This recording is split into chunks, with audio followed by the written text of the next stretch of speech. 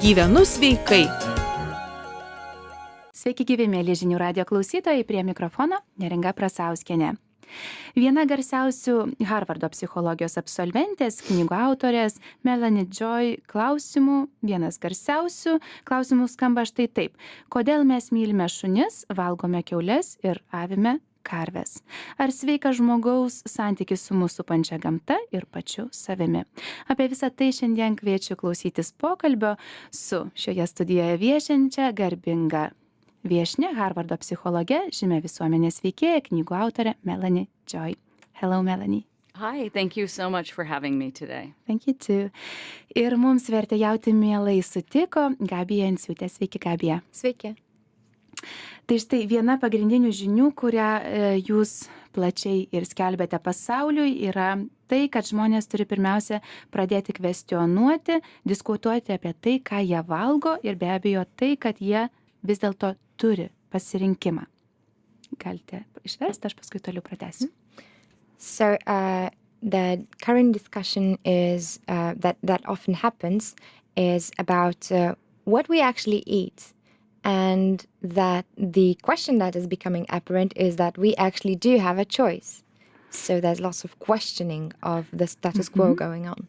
Kodėl tad ilgus amžius mėsos valgymas žmogui atrodė visiškai natūralus, o štai pastaruoju metu taip nustoja galvoti milijonai žmonių visame pasaulyje. So we wonder why has meat eating been so natural for people for centuries, for many centuries, and only very recently millions of people have suddenly stopped thinking that it's natural? It's an excellent question. Do you want to translate while I...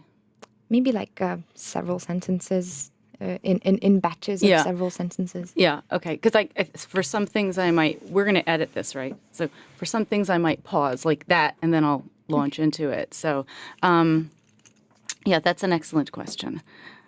For many years, people ate animals because not because they wanted to, but because they actually needed to for sustenance to stay alive. Labai geras klausimas. Daugybę metų žmonės valgė gyvūnus ne todėl, kad būtent gyvūnus labai norėtų valgyti, bet tiesiog dėl to, kad nebuvo pasirinkimo ir jie tiesiog privalėjo tam, kad išsimaitintų.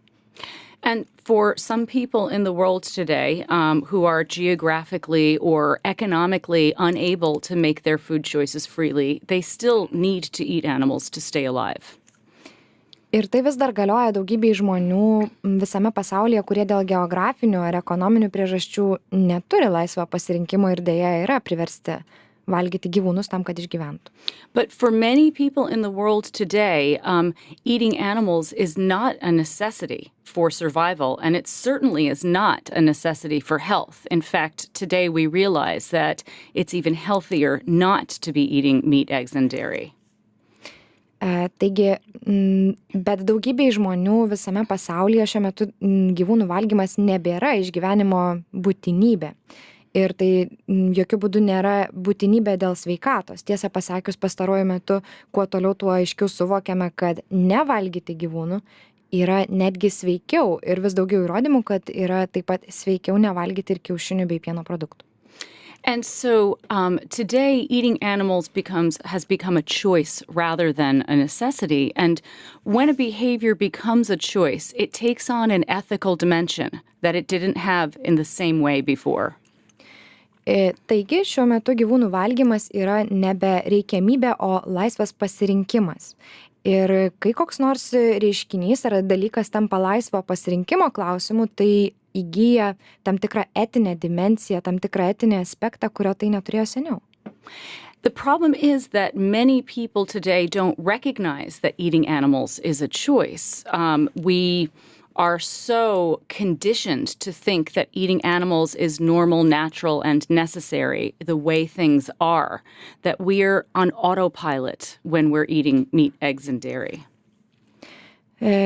Vis dar daugybė žmonių nesupranta ir nepripažįsta, dar nespėjo susivokti, kad gyvūnų valgymas šiuolaikinėje visuomenėje yra laisvas pasirinkimas. Mes vis dar autopilotų dažnai reaguojame į šį klausimą, nes esame taip užauginti, taip išauklėti, kad mums, tai vis dar atrodo reikiamybė. Iš inercijos atrodo, kad tai yra normalu, būtina ir natūralu. So many people are not aware that they're making this choice. And so they're not aware of the way they've been conditioned. So they're not making their food choices freely, because without awareness, there is no free choice. Taigi daugybė žmonių iš tikrųjų šį sprendimą valgyti gyvūnus daro automatiškai. Jie tiesiog nėra susivokę, kad jie gali padaryti šį laisvą sprendimą. Ir todėl be suvokimo negali būti iš tikrųjų laisvo sprendimo, be žinojimo. And so what's really crucial for people in the world today is to understand this conditioning that they have experienced to eat meat, eggs, and dairy so that they can make their food choices freely. Todėl, kas yra svarbiausia šio laikinio pasaulio žmonėms yra suvokti savo tą kontekstą, kaip jie buvo išauklėti ir kad jie, yra tiesiog suformuoti taip, kad rinktųsi automatiškai valgyti gyvūnus ir kad jie, kai tai suvoks, jie galės tada laisvai sprendimus priimti dėl to, ką valgyti. Melanie, jūs keliaujate iš tikrųjų po visą pasaulį ir paskaitas, pranešimus, seminarus skaitote visuose žemynuose, kur yra tikrai gausi žmonių populiacija. Ir kokius dažniausiai kontrargumentus jums tenka išgirsti štai į tokias mintis, kurias ką tik išsakėte? Kas tie didžiausi apribojimai arba trikdžiai tai kaitai, kurią savo žinia jūs ir nešate pasauliui? Melanie, you travel a lot and you travel to different continents and you speak to very, very different audiences and different populations. And we were wondering what are the questions, the counter-arguments to the ideas that you present, that you have just presented here and now. And what are the biggest obstacles to this change that you're trying to bring? Well, I think what I experience is that the vast majority of people genuinely care about animals and they care about justice and they care about the truth. Iš savo patirties galiu pasakyti, kad pastebėjau, kad didžioji dauguma žmonių tikrai, jiems tikrai rūpi. Jiems nėra tas pats. Jiems rūpi gyvūnai, jiems rūpi teisingumas ir jie nori žinoti tiesą. And most people want to be able to make their choices. Most people want to be able to make choices that reflect their core values of compassion, for example, and justice. Ir dauguma žmonių taip pat nori būti tokioje pozicijoje, kurie gali laisvai priimti sprendimus, būtent tokius, kurie atspindi jų tikrasias vertybės, pavyzdžiui, atjautą ir teisingumo troškimą. The response to the work that I do, which is raising awareness of carnism, the invisible belief system that conditions us to eat certain animals, is always very positive. Aš stengiuosi skleisti žinią apie karnizmą. Tai yra ideologijos sistema, kuri mus nuteikia taip, kad galima valgyti tam tikrus gyvūnus. Ir dažniausiai beveik visada reakcija į mano skleidžiamą žinią yra labai pozityvi. When people recognize the way that they have been taught to distort their thoughts and block their natural empathy and live against their values, often they are very grateful for this awareness. Paprastai, kai žmonės perpranta tuos mechanizmus, tuos būdus, kuriais iškraipo savo mintis ir patys save kontroliuoja ir užgniaužia savo natūralią empatiją, kai jie gali to atsisakyti, jie paprastai jaučiasi labai dėkingi. People want to live authentic and healthy lives, and we can't do this without awareness of our choices and the impact of those choices on ourselves and our world. Visi žmonės nori gyventi sveikai ir autentiškai ir išreikšti savo tikrąją prigimtį ir savo tikrasias vertybės. Ir mes to negalime padaryti, jeigu nesame susivokę dėl savo aplinkybių, dėl konteksto, kuris mus sąlygoja. Dažniausiai mūsų dienų visuomenėje žmonėms susivokti labiausiai padeda tam tikri autoritetai. Ir juos patys žmonės tokiais ir tituluoja, ar ne? Be abejo, tai yra medija, tai yra mokslininkai ir panašiai. Štai jūs baigusi Harvardo universitetą. Kaip matote, kokią idėją tokios įstaigos, tokios institucijos, žinomos visoje pasaulyje, mokslo įstaigos, ar jos palaiko tokias idėjas, ar tai yra inovatyvios ir ateities idėjos? So usually when we make our choices and when we try to be aware of something, it happens in nowadays society because of some authorities, and we label them authorities ourselves. And one of such authorities could be very, the foreposts of the very forward and famous scientific institutions and educational institutions such as the Harvard University. And would you say that these ideas are well accepted in these kind of institutions and universities? Would you say that they are widespread, or would you say that they are still kind of innovative and very novel and future ideas? Nes žmonės būtent remiasi tuo moksliniu požiūriu, ar ne? Dabar net vertybės stengiamos yra paremti moksliniu požiūriu. We are all about the scientific attitude these days, and even the values usually are being, we try to kind of base our values on scientific knowledge also. When you say these ideas, do you mean the ideas that eating animals is normal, natural, and necessary, or the ideas that it is not normal, natural, or necessary to eat animals? Pastarąją idėją. The latter one. Okay. I think it's important first for me to explain carnism so that people can understand what I'm referring to. Manau, pirmiausia, reikėtų man paaiškinti šiek tiek apie karnizmą, kad žmonės suprastų, apie ką aš kalbu. So most people, for example, in many societies, would be disgusted at the idea of eating a golden retriever. Taigi, daugumoje kultūrų visame pasaulyje absoliuti dauguma žmonių būtų pasišlykštėję dėl minties suvalgyti, pavyzdžiui, keptą retrieverį. And yet most people are not disgusted by the idea of eating pigs, chickens, cows, and other animals that we've been taught to classify as edible. Bet visai nekelia pasišlykštėjimo idėja suvalgyti vištą, karvę, kiaulę ar kitą gyvūną, kurį esame išmokę laikyti valgomu.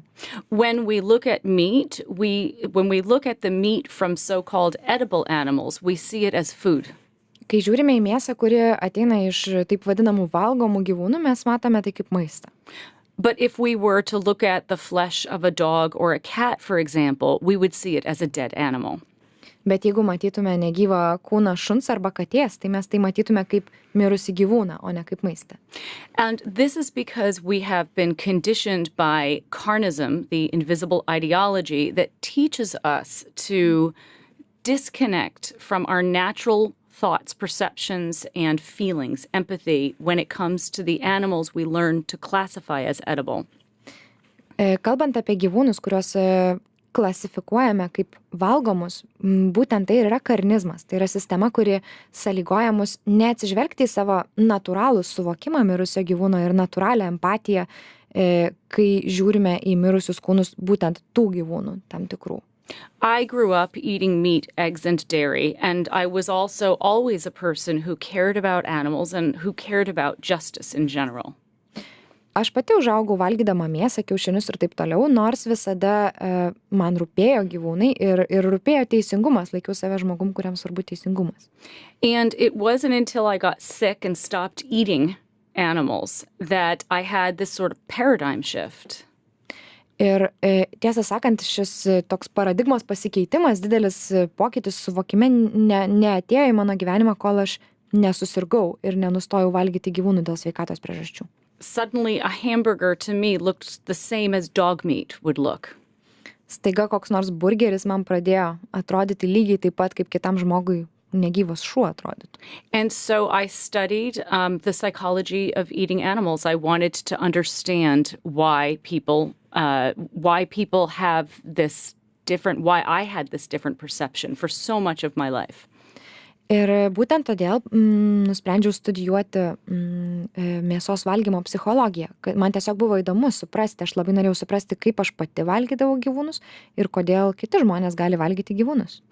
What the science tells us today is that we know that empathy is our natural state, that humans are hardwired and some other animals are hardwired to empathize with others. Mokslas šiandien mus moko ir yra įvardinęs, kad empatija ir užuojauta yra mūsų natūrali būsena. Tai yra žmonės ir dauguma kitų gyvūnų yra tiesiog sukurti, taip jų visa neurologinė sistema tokia, kad jie užjaučia ir jaučia kitus. Recent psychological research has demonstrated that we have what are called mirror neurons. They're neurons in our brains that are activated when we see somebody else having an experience. Visai neseni moksliniai tyrimai rodo, kad mūsų smegenyse yra taip vadinami veidrodiniai neuronai. Tai yra neuronai, kurie aktyvuojami, kai mes matome kitus, kažką patiriant ir atliepiame tą patirtį.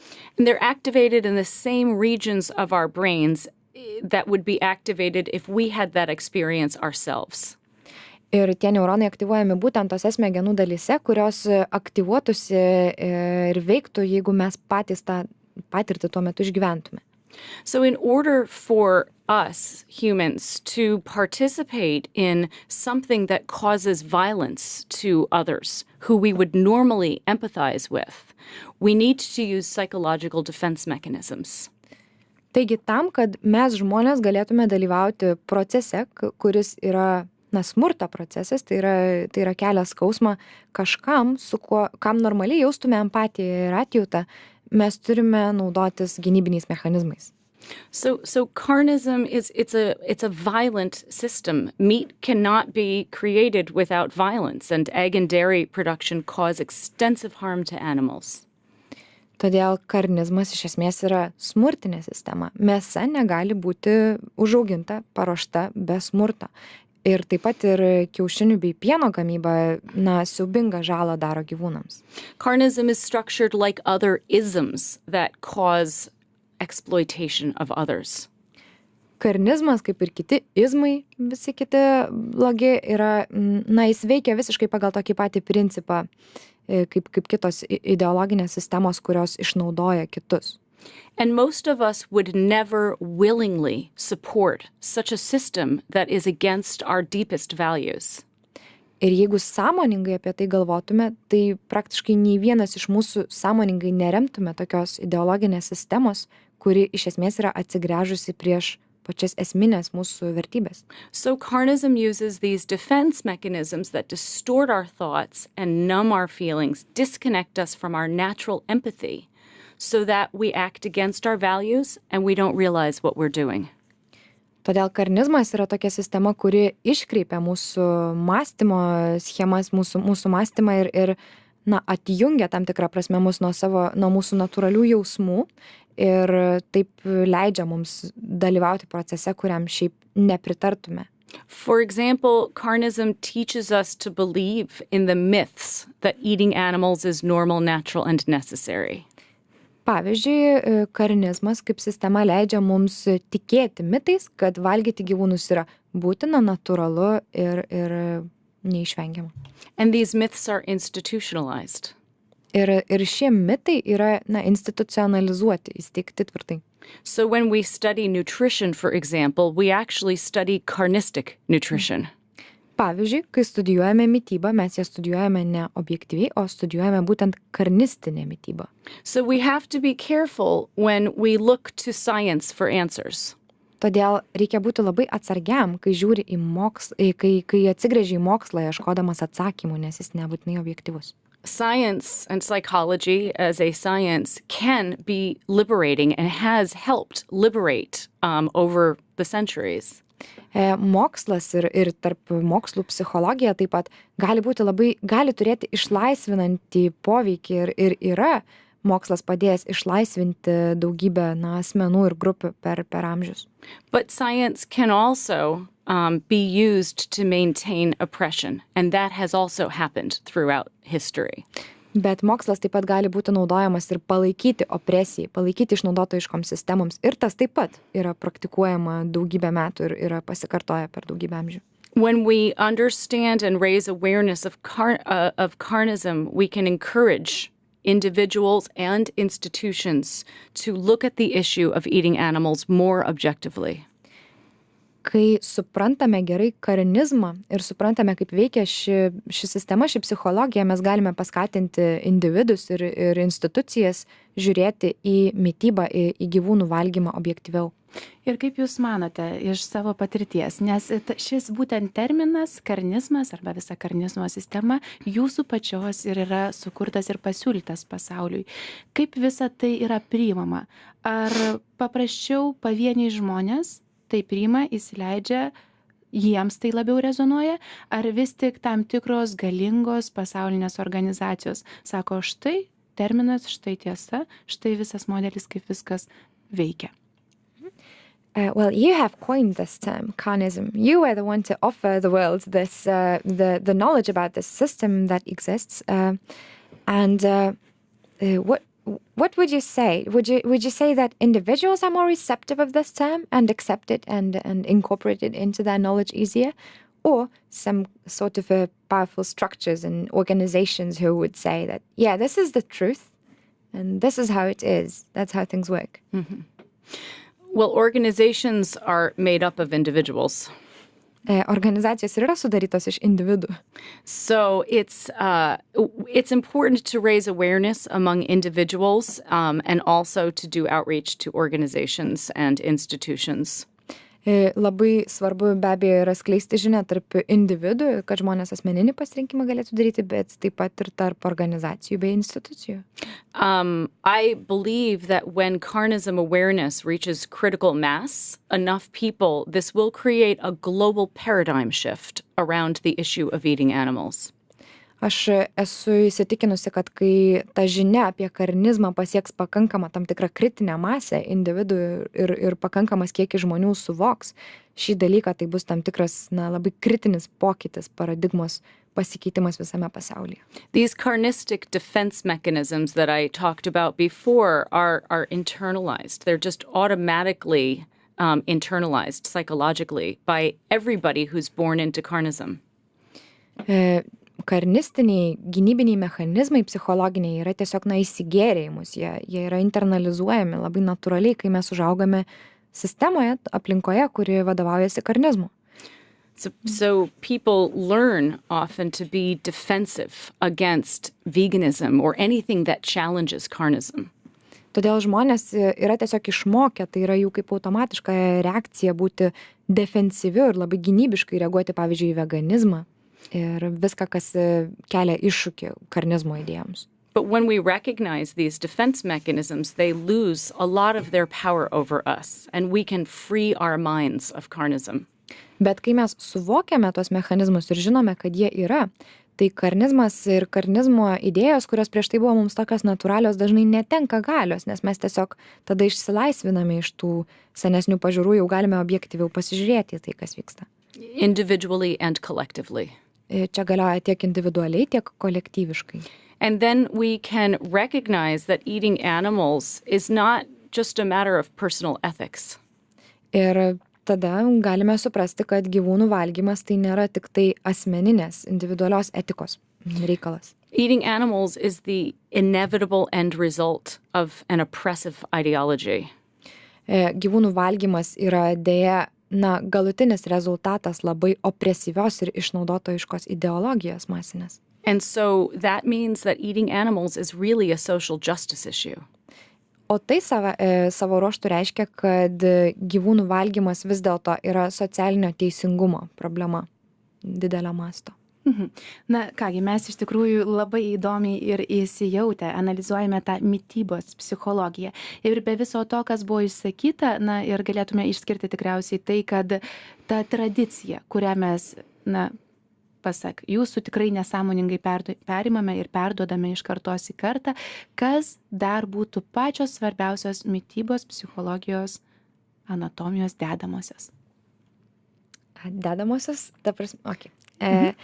So this has been very interesting, and we've been discussing how this tradition of carnism is kind of inherited, and how people are incorporated into this. And apart from this carnistic system, talking about the psychological mechanisms of eating and nutrition in general, what are the most important parts anatomically and psychologically that are connected to eating choices and nutrition and all this eating thing? Well, I'm not a medical doctor, so I can't speak to the, anatomical, piece of this as well as I can speak to the psychological piece of it. Nesu medicinos daktarė, nesu gydytoja, todėl negaliu kalbėti apie grynai anatominę ir biologinę pusę šio klausimo, tik psichologinę. Aš patikslinsiu klausimą galbūt, nes aš ir sakiau, kad ta mitybos psichologijos anatomija, ta prasme, iš kokių dar dalių be tradicinios ir perdavimo sudaro, kokios dar dalys sudaro tą mitybos psichologiją, tai dėl to. I'm sorry, this was actually metaphorical. It was like anatomy of the psychological body of eating, apart from tradition and this this kind of inherited set of values. What other parts are important in our psychology of eating and making food choices? We can think of our relationship with eating and food in a similar way that we might think of our relationship with other individuals or our relationship with ourselves. Apie savo santykių su valgymu ir maisto pasirinkimais galime galvoti labai panašiai kaip apie savo santykių su, pavyzdžiui, kitais žmonėm arba savimi. And a healthy relationship is a relationship based on integrity. Sveikas santykis yra pagrįstas, subordinacija, lojalumu. It's based on bringing our values of compassion and justice and authenticity into our lives. Ir sveikas požiūris į maistą yra pagrįstas mūsų noru, savo natūrales, tas prigimtinės vertybės, tai yra atjautą, autentiškumą atnešti į savo gyvenimą ir išreikšti. A healthy relationship is a relationship where we can feel connected and we can be aware and authentic. Sveikas santykis tai yra toksai santykis, kuriame galime jausti ryšį, tą susijungimą ir būti autentiški. We can be mindful and we can be present. Mes tada galime būti labai sąmoningi ir galime suvokti, kas vyksta šią akimirką. So when we are relating to our food and when we are eating animals, it takes a lot of psychological energy to remain blind and desensitized to what is right in front of us. Todėl santykėje su mūsų maistu, kai mes valgome gyvūnus, labai daug energijos suryja tos nesąmoningos pastangos išlikti aklu ir nematyti to, kas vyksta. Tai yra to fakto, kad mes valgome smurtinį produktą. In our relationships with people, it's best not to use denial and justification and defense mechanisms. Kaip ir santykiuose su žmonėmis, geriausia nesinaudoti neigimu, visokiais gynybiniais mechanizmais ir apsimetinėjimu, taip ir čia. It's the same thing in our relationship with our food. It's best to be open and aware and authentically connected. Taip ir santykyje su savo maistu geriausia yra būti susivokusiu, suprantančiu, kas vyksta ir atviru. Then when we eat, we nourish our bodies and our minds simultaneously. Tada, jeigu taip harmoningai valgome, tai tada mes maitiname ir savo kūną, ir savo protą. Ar žmonėms pasaulyje nekyla tokių baimių, kad juk yra tiek daug valgymo tradicijų, priklausant nuo tautų, nuo regionų, kad štai jeigu imsimės visi vadovautis viena bendra valgymo tradicija, tarsi neteksim savo savasties, savo šaknų, kažkuria prasme, kažkuria savo dalimi tarsi išnyksime. The traditions of food and eating are so varied and so depend so much on different regions and cultures and tradition and isn't it a widespread fear in people? Do you think it's an important role? By which I mean the identity. Isn't it scary that if we all embrace the same tradition of eating, for example, quitting to eat animals, that we will lose an important part of ourselves, that we will lose our identity connected to the food and the differences in food? I guess it depends on what kind of identity we want to have as human beings. Tai didžiai priklauso nuo to, kokį identitetą, kokią savastį ir tapatybę mes norim turėti kaip žmonės. Yes, we will lose our identity as dominators of other living beings. Taip, gali būti, kad mes neteksime identitetą, su kurio tapatinamės kaip dominuojantys kitų gyvūnų atžvilgių. There are many traditions that humans have decided over the centuries that they no longer want to identify with. Yra daugybė tradicijų, su kuriomis žmonės amžių bėgyje nusprendė nebesitapatinti. Traditions that cause suffering and harm to others. Tai tokios tradicijos, kurios daro žalą kitiems ir kelia kentėjimą. But we have recognized that moving towards greater integrity and compassion is part of an evolving healthy identity. Mes pastebėjome kaip žmonija, kad judėjimas link labiau empatiškų ir atjautos kupinų sprendimų yra naujo progresyvaus identiteto kūrimo dalis. Vegan food is just as diverse as non-vegan food. Veganiškas augalinis maistas yra toks pat įvairus ir sekantis įvairiomis tradicijomis kaip ir neveganiškas maistas. I've eaten vegan food on 5 continents and it's completely different everywhere I go. Valgiau maistą 5 skirtingose žemynuose ir veganišką maistą ir visur jis buvo labai skirtingas, visur kur bekeliaučiau. Ir kuriamegi žemės kampelyje labiausiai sklinda šios idėjos, nes veganizmasgi yra sparčiausiai plintantis judėjimas pasaulyje. Veganism is probably the fastest spreading ideology in the world. So what would you say worldwide? Where do you think it's spreading the most in the fastest manner? Well, it's I've been very excited to see right here in Lithuania that there has been movement towards veganism and that people are increasingly open to the idea of changing our relationship with animals and food in this way. Tiesą sakant, net ir čia Lietuvoje aš buvau labai sujaudinta ir pamaloninta pamatyti, kaip plečiasi ir staigiai keičiasi tas judėjimas veganizmo ir kaip žmonės yra atviri tai idėjai, kad gyvūnų galbūt nereikia valgyti. So there are many people right here who are clearly committed to bringing these new ideas into Lithuania and helping to create, helping to raise awareness of them. Taip, kad toli ieškoti nereikia, čia Lietuvoje pilna žmonių, kurie nori tą žinią tokią taikę apie gyvūnų nevalgymą skleisti čia ir kitiems padėti su tuo. In the United States, where I'm from, veganism is becoming very popular.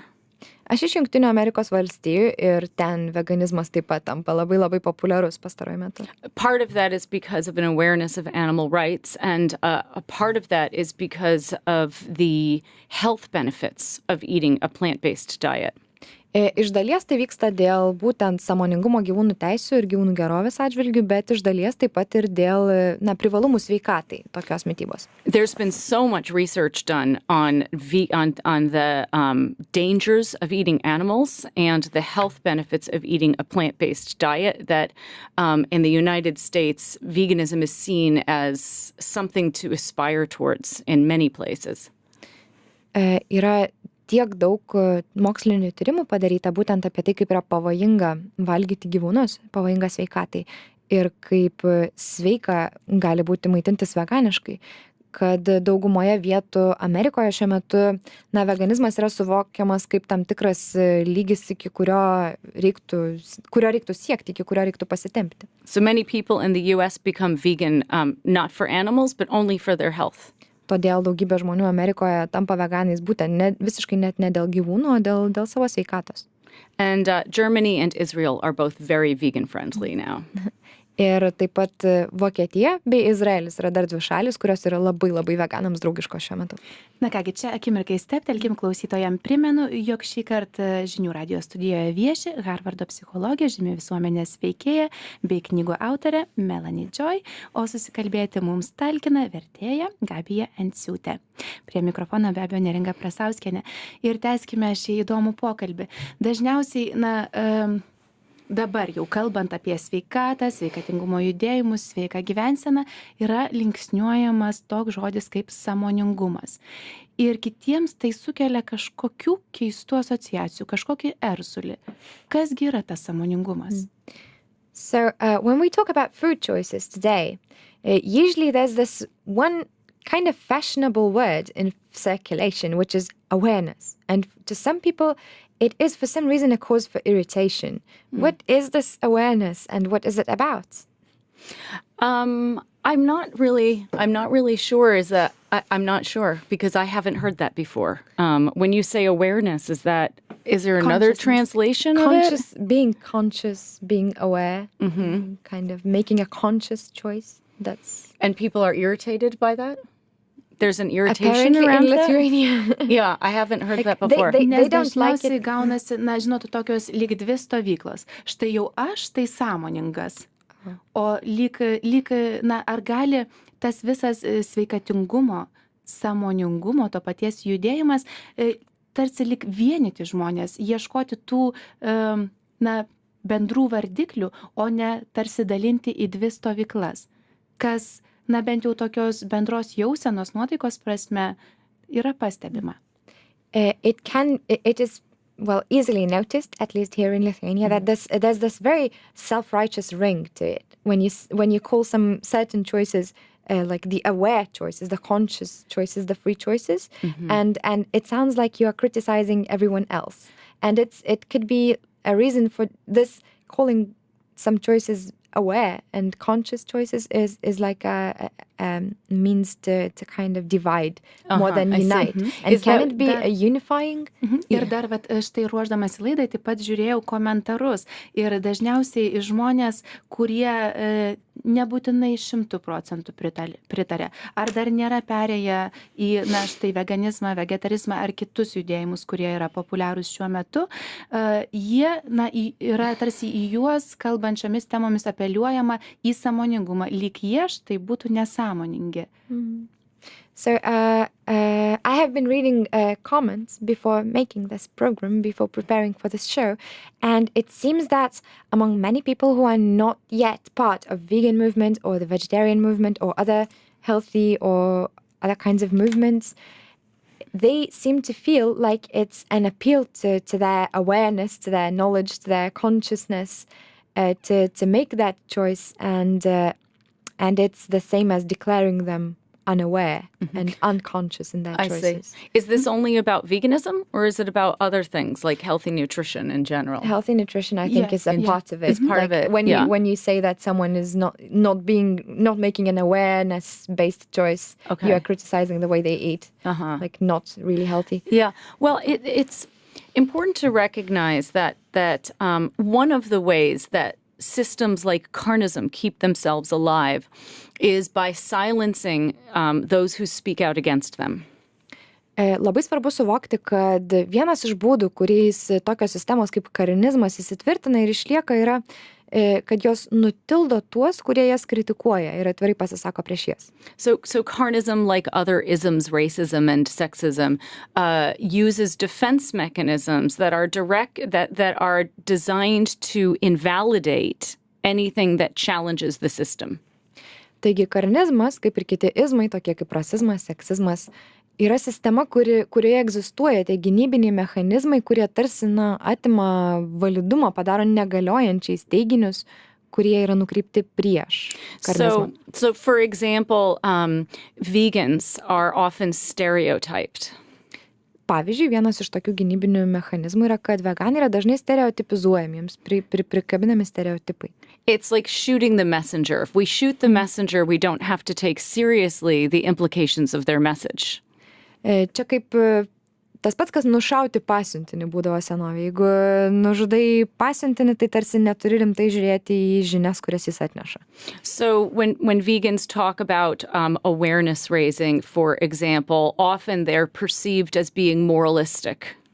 Pavyzdžiui, kai veganai kalba apie sąmoningumą ir sąmoningą pasirinkimą, tai dažnai jie yra suvokiami kaip kokie moralizuotojai. And this can become an excuse to invalidate the very important message that vegans are trying to share. Ir tai tampa patogiu pretekstu nežiūrėti į pačią žinią, į pačią žinutę, kurią veganai stengiasi perduoti. The same thing has happened with feminists and people who were fighting against African slavery in the United States and in many other areas. Labai panašus procesas vyko, panašių priemonių būdavo imamasi prieš feministės arba žmonės, kurie kovojo su vergyje Amerikoje. So it's important to differentiate between being aware and being, not intelligent. Todėl labai svarbu yra atskirti. Čia yra du skirtingi dalykai - būti sąmoningu ir būti, protingu. Tai nebūtinai apie tą patį. They're not the same thing. Būti sąmoningu ir būti protingu nėra tas pats. Būti sąmoningu tai tiesiog suvokti, žinoti. Awareness simply means recognizing the invisible ways that carnism has shaped our psyches. Šiuo atveju buvimas sąmoningu tai yra tiesiog suvokimas nematomų būdų, kuriais mūsų psichika formuoja karnizmas. And recognizing the reality of what is happening to the animals, the planet, and ourselves because of eating animals. Tai tiesiog sužinojimas, suvokimas to, ką karnizmas daro gyvūnams, mums patiems ir planetai. Na, dažniausiai kitas toks lyg tai kaltinimas yra tas, kad štai keletas pozicijų yra iš tiesų. Viena iš jų yra tiesiog būti pačiam tuo pokyčiu, kurį nori matyti pasaulį, bet neversti kitų. Dažnai veganai yra kaltinami tuo, kad jie patys nusprendė tai būt, bet dar norėtų padaryti šiokį tokį spaudimą ir šalia esantiems. Ar čia nekyla ta psichologinė įtampa būtent iš tokios pozicijos? How about this sort of psychological tension? Like it is often said that you must be the change that you want to see in the world. That's all very nice and dandy, but how about vegans who try to kind of pressure others into changing also? They are not just changing themselves, but trying to actively change other people and pressure them into. Doesn't that create the psychological tension? Certainly, vegans are people, just like non-vegans are people. Be jokios abejonės veganai yra paprasčiausiai žmonės, žmogiški, kaip ir kiti žmonės. And as human beings, we are all messy and we are all flawed. Kaip žmonės mes visi turime trūkumų ir esame, išsibarstę. None of us is perfect. Ir niekas nėra tobulas. Vegans, somebody said this before, who was it? I want to quote the person from the Vegan Society in Switzerland said that vegans talk about veganism the same way that non-vegans would talk about eating dogs and cats if that were happening right in front of them. Kažkas iš Šveicarijos veganų draugijos pasakė, kad gerai pastebėjo, kad veganai kalba apie neveganišką valgymą taip pat, kaip mėsos mėgėjai kalbėtų apie šunis ir kates, kurie būtų, skerdžiami ir valgomi tiesiai jiems panosėje, tiesiai priešais juos. Like if somebody opened a dog meat restaurant right here in Vilnius, probably many people who are meat eaters would be very upset about this and talking to everybody about it, saying we have to stop this. Greičiausiai, jeigu šunienos restoraną kas nors Vilniuje čia pat atidarytų už kampo, tai žmonės, kurie šiaip jau valgo mėsą ir mėgsta mėsą, būtų labai nusiminę, pasipiktinę ir nepatenkinti tuo ir sakytų vieni kitiems, kad tai yra baisu ir daug kalbėtų apie tai ir aiškintų, kaip reikia tai sustabdyti. When people make the connection between meat and animals, they can feel very passionate about that. Kai žmonės pagaliau supranta tiesioginę sąsają tarp tikro gyvūno ir mėsos gabalo, jie gali, labai aistringi ir suinteresuoti pasidaryti tuo klausimu. And it can be difficult to talk about the issue without bringing that feeling of passion and moral outrage into the conversation. Ir gali būti labai sunku kalbėti tą temą neutraliai ir visiškai racionaliai, neatskleidžiant to tokio gilaus pasipiktinimo jausmo ir neatnešant to į pokalbį. It's helpful for vegans to communicate as rationally as possible. Labai padeda, jeigu veganai sugeba vis dėlto labai ramiai ir racionaliai komunikuoti ir kalbėti apie tai. But it's normal to have a lot of emotion around this issue. Bet psichologiškai žiūrint yra visiškai normalu, kad tai susijęs su daugybė emocijų. One point I want to make is it's important for us to see veganism and carnism on a spectrum. Dar vienas labai svarbus dalykas yra suvokti veganizmą ir karinizmą kaip to paties spektro skirtingas dalis. Where we are on the spectrum, in my opinion, is less important than what direction we are heading in. Ir kur mes šiame spektre esame, yra ne taip svarbu, mano nuomonė, kaip tai, kuria kryptimi mes judame. Many people mistakenly believe that either you're vegan and you're part of the solution or you're not vegan and you're part of the problem.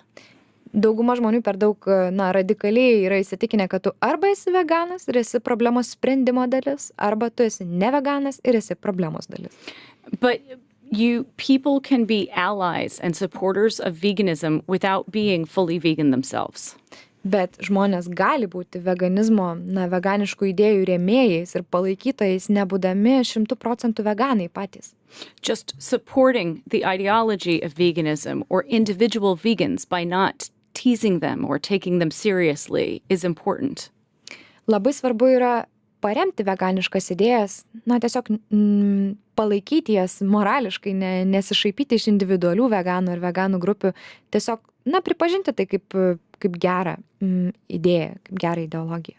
And every time we reduce the amount of animals that we eat, one vegan meal a day, one vegan day a week, we reduce our support for carnism. Ir kiekvieną kartą, kai mes nevalgome gyvūnų arba pasirenkame veganiškai valgyti, tarkime, vieną veganišką maisto porciją per dieną arba viena veganiška diena per savaitę, kiekvienu tokiu atveju mes jau mažiname savo paramą karnizmui. So we can all be a part of the solution. Todėl iš tikrųjų šiuo būdu visi galime būti sprendimo dalis. Nuo to, kaip mes, visas mūsų gyvenimas, tai kaip mes gyvename, yra paremtas arba priklauso nuo to, kokie įsitikinimai slypi giliai mūsų viduje. Jūsų požiūriu, kokie įsitikinimai labiausiai keičiasi šiuo metu pasaulio kontekste, pasaulio žmonių širdise ir galvose ir prie kokiais patiekalais nukrauto stalo sėdės žmonės po 50 metų? So our life depends most on our core values, our very fundamental values. And what do you think is the value, the intrinsic value that we have that is most undergoing the most changes today? What do you think is the most changing value of today? And what kind of food do you think the future people are going to have on a daily basis?